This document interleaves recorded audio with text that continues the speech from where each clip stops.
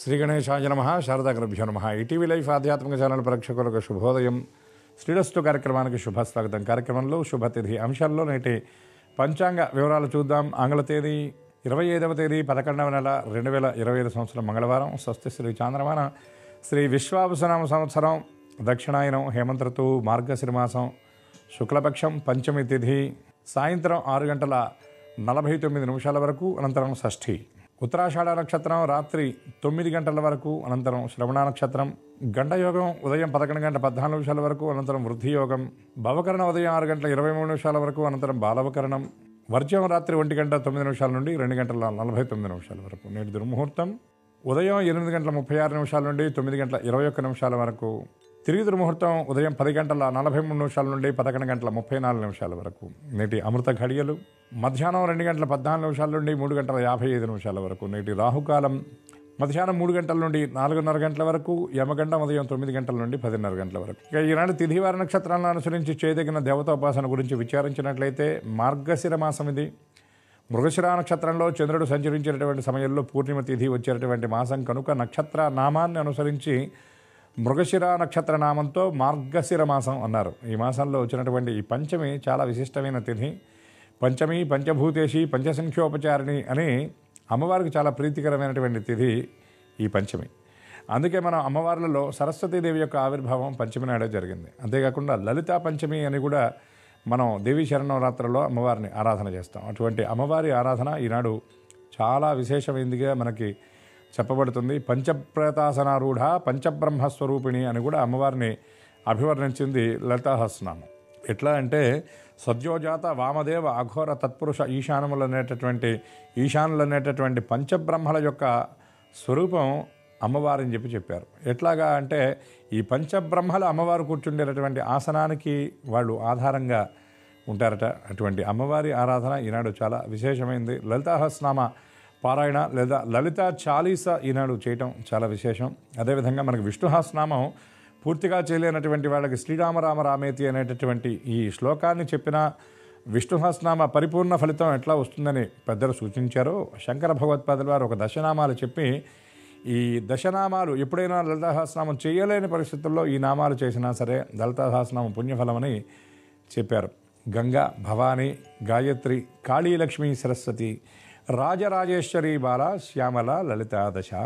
కలియుగంలో మానవుడికి ఏమిటంటే అన్ని షార్ట్ కట్స్ కావాలి. అందుకని మన పెద్దలు గ్రహించి శంకర భగవత్పాదులు లాంటి వారు అట్లాగే మహర్షులు వాళ్ళు వీళ్ళు కాదు, సాక్షాత్తు పార్వతీదేవి సైతం విష్ణు సహస్రనామం చెప్తున్నటువంటి సందర్భంలో పరమేశ్వరుణ్ణి అడిగింది. కేనోపాయేన లఘున విష్ణువర్నామ సహస్రకం. స్వామి కల్లో ఉన్నటువంటి మానవులకు ఇంత ప్రశాంతంగా కూర్చుండే స్థితి ఉండదు కాబట్టి సులభతరమైనటువంటి ఉపాయం చెప్పమని అడిగింది. అప్పుడు ఆయన చెప్పాడు. అదేవిధంగా శంకర భగవత్పాదుల వారు కూడా ఈ గంగా, భవానీ, గాయత్రి, కాళీలక్ష్మి, సరస్వతి, రాజరాజేశ్వరి, బాల, శ్యామల, లలితాదశ అని 10 పేర్లు మనకిచ్చి ఈ శ్లోకాన్ని పారాయణ చేసినా సరే లలితా సహస్రనామ పారాయణ చేసిన పుణ్యఫలం మనకు లభిస్తుందని చెప్పారు. కాబట్టి మనం చేసేటటువంటి ఏ నామమైనా ఏ శ్లోకమైనా దాని యందు మనకి పరిపూర్ణమైనటువంటి విశ్వాసంతో చేస్తే దాని ఫలితం అది మనకు తప్పకుండా చూపిస్తుంది. అదే పెద్దలు అంటారు, బిలీఫ్ ఉంటే రిలీఫ్ వస్తుంది. చేసే పని మీద మనకి విశ్వాసం అనేది చాలా ప్రధానంగా ఉండాలని చెప్తారు. అటువంటి విశ్వాసంతో ఈ దివ్యమైనటువంటి ఈ మంగళవారం నాడు అమ్మవారి ఆరాధన, అమ్మవారి స్తోత్రపారాయణ. ఎందుకంటే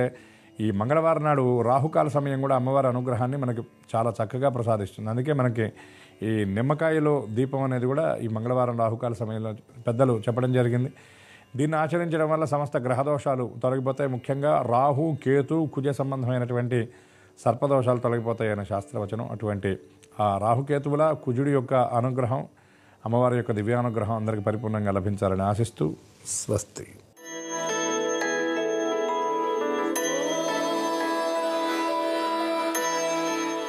ఈటీవీ లైఫ్ ఆధ్యాత్మిక ఛానల్ ప్రేక్షకులందరికీ నమస్కారం. శ్రీరస్తు కార్యక్రమంలో గ్రహయోగం అంశానికి స్వాగతం.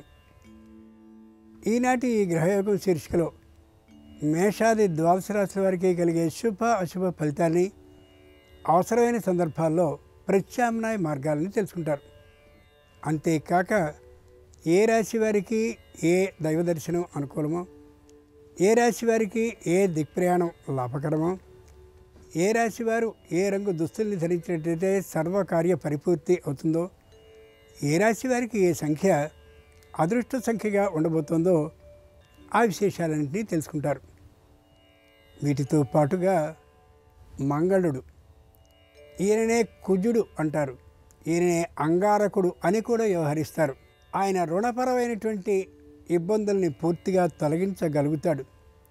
ఆ కారణంగా మంగళవారం నాడు ఏ విధమైన విధి విధానాలని పూజాక్రమంలో పాటించినట్టయితే రుణపరమైన సమస్యలన్నీ కూడా తొలగిపోతాయో ఆ విశేషాలను ఇప్పుడు శ్రీకరం శీర్షికలో తెలుసుకుందాం.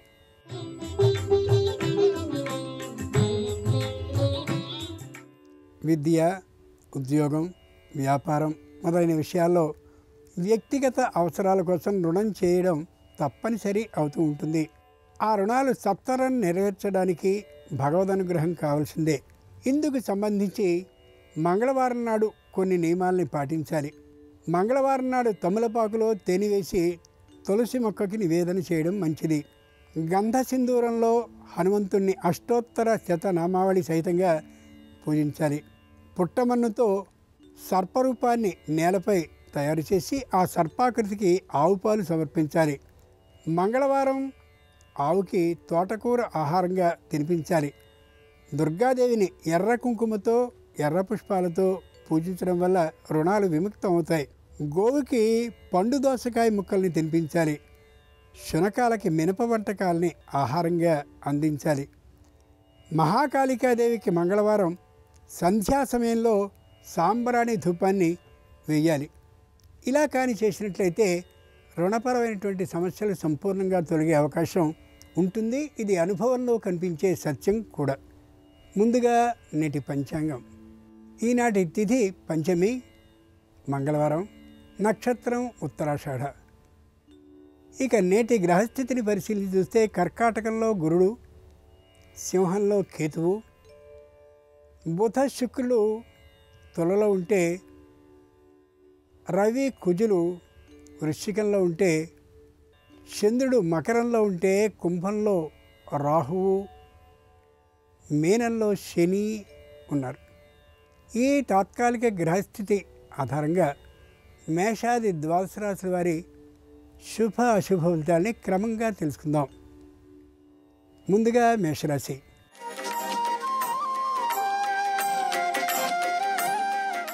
ఈరోజు మేషరాశి వారి ఫలితాలని పరిశీలించి చూస్తే సకల కార్యాలు దిగ్విజయంగా పరిపూర్తి అవుతాయి.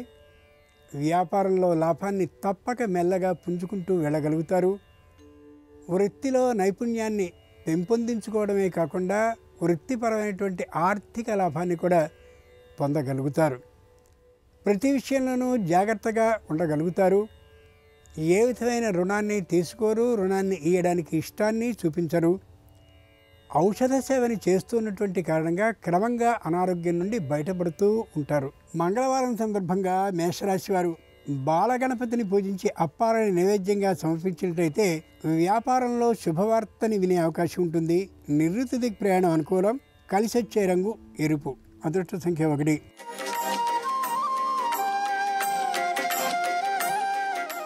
ఈరోజు వృషభ రాశి వారి ఫలితాలని పరిశీలించి చూస్తే ఆర్థికమైనటువంటి లాభాన్ని పొందగలుగుతారు. సమయానికి అనుకూలమైనటువంటి తీరులో ప్రవర్తనని మార్చుకొని కనిపిస్తారు. సంతానానికి చక్కనైనటువంటి కళాశాలలో ప్రవేశాలు లేదా ఉద్యోగ ప్రాప్తి అయ్యే అవకాశం ఉంది. వివాహాది శుభకార్యాలు అనుకూలమైనటువంటి సంబంధాల ద్వారా చక్కగా నెరవేరే అవకాశం కూడా పుష్కలంగా గోచరిస్తోంది. ఆరోగ్యం సంపూర్ణంగా సహకరించడమే కాకుండా అనారోగ్యం ఏమాత్రం లేదనే వార్తని వైద్యుడి ద్వారా వినగలుగుతారు. మంగళవారం సందర్భంగా వృషభ రాశి వారు తరుణ గణపతిని పూజించి బెల్లాన్ని నైవేద్యంగా సమర్పించినట్లయితే ఆకస్మిక ధన ప్రాప్తి అవుతుంది. దక్షిణ దిక్ ప్రయాణం అనుకూలం. కలిసి వచ్చే రంగు తెలుపు. అదృష్ట సంఖ్య 3.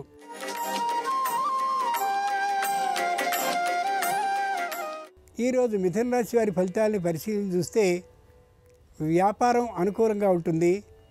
వృత్తిపరమైనటువంటి నైపుణ్యం బాగా పెరిగి వృత్తిలో ఆర్థికమైన లాభాన్ని పెంపొందించుకోగలుగుతారు. సంతానానికి విద్యా ప్రభావం మరింత పెరుగుతూ ఉండే కారణంగా ఉత్సాహంగా ఉండగలుగుతారు. ఏ విధమైనటువంటి అశాంతి లేకుండా కుటుంబంలోనూ అటు ఉద్యోగంలోనూ సంపూర్ణమైనటువంటి విజయ ప్రాప్తిని సాధించగలుగుతారు. రుణాన్ని తీసుకోవాల్సిన అవసరం ఏమాత్రమూ లేకుండా కుటుంబాన్ని నడపగలుగుతారు. అంతకుముందు చేసినటువంటి రుణాన్ని పూర్తిగా పరిష్కరించుకోగలుగుతారు కూడా. మంగళవారం సందర్భంగా మిథున రాశి వారి శక్తి గణపతిని పూజించి కొబ్బరిని నైవేద్యంగా సమర్పించేటైతే సకల సమస్యలు తొలగిపోతాయి. తూర్పు దిక్ ప్రయాణం అనుకూలం. కలిసి వచ్చే రంగు నలుపు. అదృష్ట సంఖ్య 2.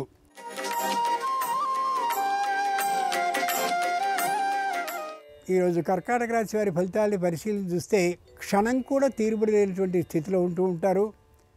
ప్రయాణాలు విశేషంగా చేయవలసి రావచ్చు. ప్రయాణాలు అనుకూలించకపోయినప్పటికీ కూడా తప్పనిసరిగా ప్రయాణించవలసినటువంటి ప్రయాణాలు అయి తీరుతాయి. శారీరకమైనటువంటి శ్రమకి సిద్ధపడి ఉండాలి. మానసికంగా పెద్దగా ఉత్సాహంగా ఉండకపోవచ్చు. కుటుంబంలో దాంపత్యం మధ్య అన్యోన్య భావం ఉంటుంది. రుణాన్ని తీసుకోవాల్సిన అవసరం వచ్చినప్పటికీ కూడా రుణాన్ని తీసుకోకుండా గడపగలుగుతారు. ఎటు నుండి ఆదాయం వస్తుందో తెలియకుండా మొత్తానికి ఆదాయం ద్వారా రుణ అవసరం లేకుండా ఈ రోజును గడపగలుగుతారు. మంగళవారం సందర్భంగా కర్కాటక రాశి వారు కుమారస్వామి వారిని పూజించి చిమ్మిల్ని నైవేద్యంగా సమర్పించినట్లయితే దాంపత్యంలో అన్యోన్యతాభావం పెరిగి కుటుంబం సుఖశాంతులతో ఉంటుంది. పశ్చిమ దిక్ ప్రయాణం అనుకూలం. కలిసి వచ్చే రంగు నీలం. అదృష్ట సంఖ్య 9.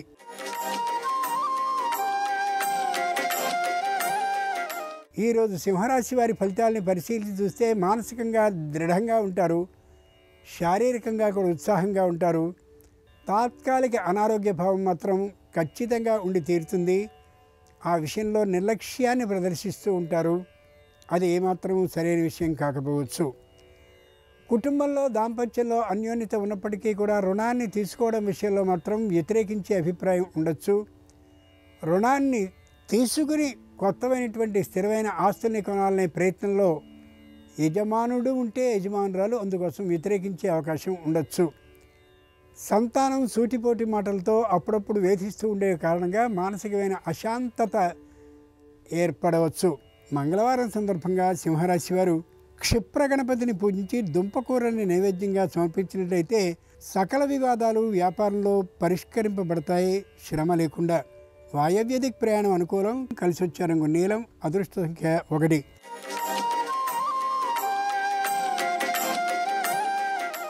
ఈరోజు కన్యారాశి వారి ఫలితాన్ని పరిశీలించి చూస్తే మానసికమైనటువంటి దృఢత్వంతో ఉంటారు. శారీరకంగా కూడా ఆరోగ్యవంతంగా ఉంటారు.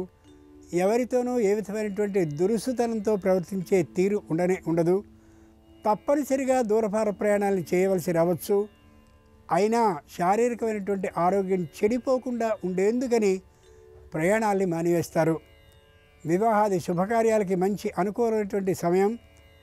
అన్ని రంగాల్లోనూ పెద్దలైనటువంటి వారితో పరిచయాలను పెంచుకోవడానికి, ఉన్న పరిచయాల్ని కొనసాగించుకోవడానికి విశేషమైన ప్రయత్నాన్ని చేస్తూ ఉంటారు.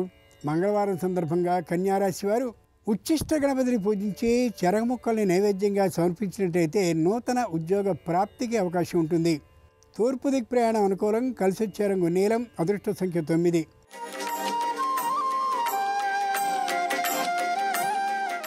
ఈరోజు తులారాశి వారి ఫలితాలని పరిశీలించి చూస్తే తాము సంపాదించుకున్నటువంటి ఆస్తుల రక్షణ విషయంలో మరింత శ్రద్ధని చూపిస్తూ ఉంటారు.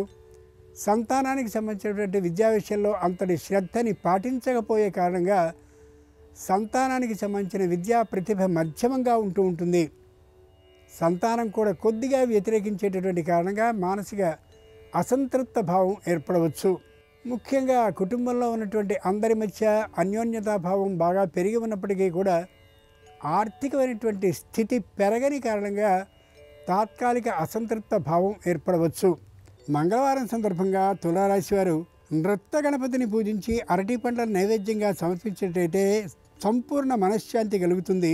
ఈశాన్య దిక్ ప్రయాణం అనుకూలం. కలిసి వచ్చే రంగు పసుపచ్చన. అదృష్ట సంఖ్య 6.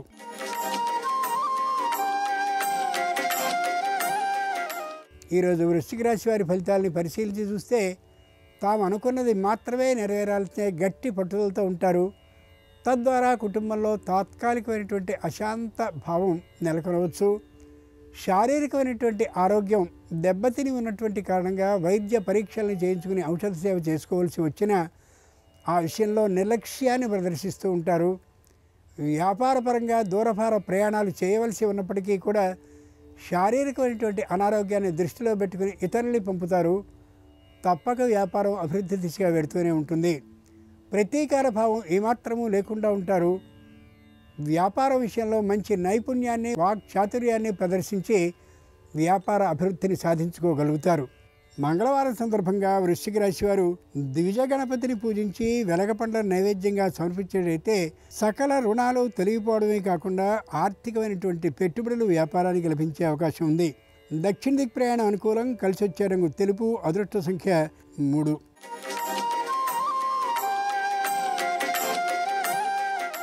ఈరోజు ధనురాశి వారి ఫలితాలని పరిశీలించి చూస్తే తమదైనటువంటి ద్రవ్యంతోనే ఏదైనా స్థిరమైన ఆస్తిని సాధించుకోవాలనే గట్టి పట్టుదలతో ఉంటారు.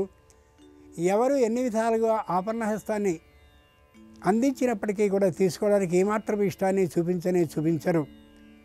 లోగడ ఎప్పుడో చేసినటువంటి రుణానికి సంబంధించిన కొద్ది మిగులు ఆ రుణం విశేషంగా పెరిగే అవకాశం ఉంది. కాబట్టి వెంటనే తీర్చివేయడం చాలా చాలా మంచిది. ఏదో ఒక చక్కనైనటువంటి స్థిరమైన ఆస్తిని కొనడం కోసం చేసినటువంటి అడ్వాన్స్ పూర్తిగా తిరిగి వచ్చే అవకాశం చాలా చాలా తక్కువగా గోచరిస్తోంది. చేస్తున్నటువంటి వ్యాపారంలో భాగస్వాములు వ్యతిరేకించే అవకాశం ఉంది. కాబట్టి ముందుకు ముందే జాగ్రత్త పడడం చాలా చాలా మంచిది. మంగళవారం సందర్భంగా ధనురాశి వారి పింగళ గణపతిని పూజించి దానిమ్మ పండ్ల నైవేద్యంగా సమర్పించేటైతే వివాహాది శుభకార్యాలు నెరవేరుతాయి. అనుకూలమైనటువంటి విధంగా తూర్పు దిక్ ప్రయాణం అనుకూలం. కలిసి వచ్చే రంగు ఎరుపు. అదృష్ట సంఖ్య 2.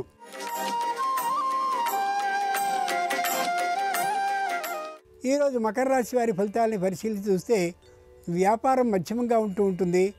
వినియోగదారుల్ని ఆకర్షించుకోగలిగిన వాక్ నైపుణ్యం ఉంటుంది.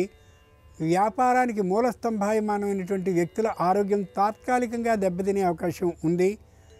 దానికోసం ప్రత్యామ్నాయ మార్గాల్ని స్వీకరించడం చాలా చాలా అవసరం.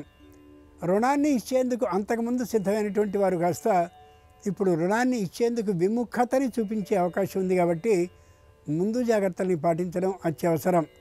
వ్యాపారం తాత్కాలికంగా కుంగుబాటుతనానికి గురయ్యే అవకాశం ఉంది. కాబట్టి జాగ్రత్తగా వ్యవహరించక తప్పదు. ప్రభుత్వ రంగ సంస్థల నుండి రుణం తీసుకోవడం మాత్రమే శ్రేయస్కరమైనటువంటి పని. మంగళవారం సందర్భంగా మకర రాశి వారు ఊర్ధ్వ గణపతిని పూజించి నాలికేరం అంటే కొబ్బరి ముక్కల్ని నైవేద్యంగా సమర్పించినట్లయితే నూతన గృహ లాభానికి అవకాశం ఉంటుంది. పశ్చిమ దిక్ ప్రయాణం అనుకూలం. కలిసి వచ్చే రంగు నీలం. అదృష్ట సంఖ్య 2.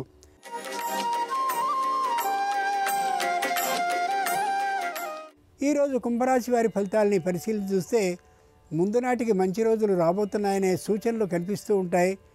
ఎవరికి సలహాలని సూచనల్ని ఇవ్వడానికి ఏమాత్రపు ఇష్టాన్ని చూపరు. ఆర్థికంగా ఉన్నటువంటి ఆ నిల్వని చాలా జాగ్రత్తగా రక్షించుకుంటూ ఉంటారు. అనవసర వ్యయానికి ఏమాత్రము పోరు. రుణాన్ని తీసుకోకుండా కాలాన్ని గడపాలని ప్రయత్నం చేస్తూ ఉంటారు. మరింత జాగరూకతాభావంతో ధనాన్ని వ్యయం చేస్తూ కనిపిస్తారు. ఆ మధ్య ఎప్పుడో సొంతంగా ఇంటిని కొనుక్కోవాలి లేదా నిర్మించుకోవాలనే ఆలోచనని తాత్కాలికంగా వాయిదా వేసుకుంటారు. కుటుంబంలో ఉండేటటువంటి జనం అందరూ కూడా అనుకూలమైనటువంటి భావంతో ఉండేటటువంటి కారణంగా మానసికమైన దృఢత్వాన్ని పొందగలుగుతారు. మంగళవారం సందర్భంగా కుంభరాశి వారు బాలగణపతిని పూజించి ఉండ్రాళ్ళను నైవేద్యంగా సమర్పించినట్లయితే ఆగిపోయిన పనుల్లో శీఘ్రమైన కదలిక లభిస్తుంది. ఆర్థిక లాభం సిద్ధించే అవకాశం ఉంటుంది. వాయవ్య దిక్ ప్రయాణం అనుకూలం. కలిసి వచ్చే రంగు నలుపు. అదృష్ట సంఖ్య 4.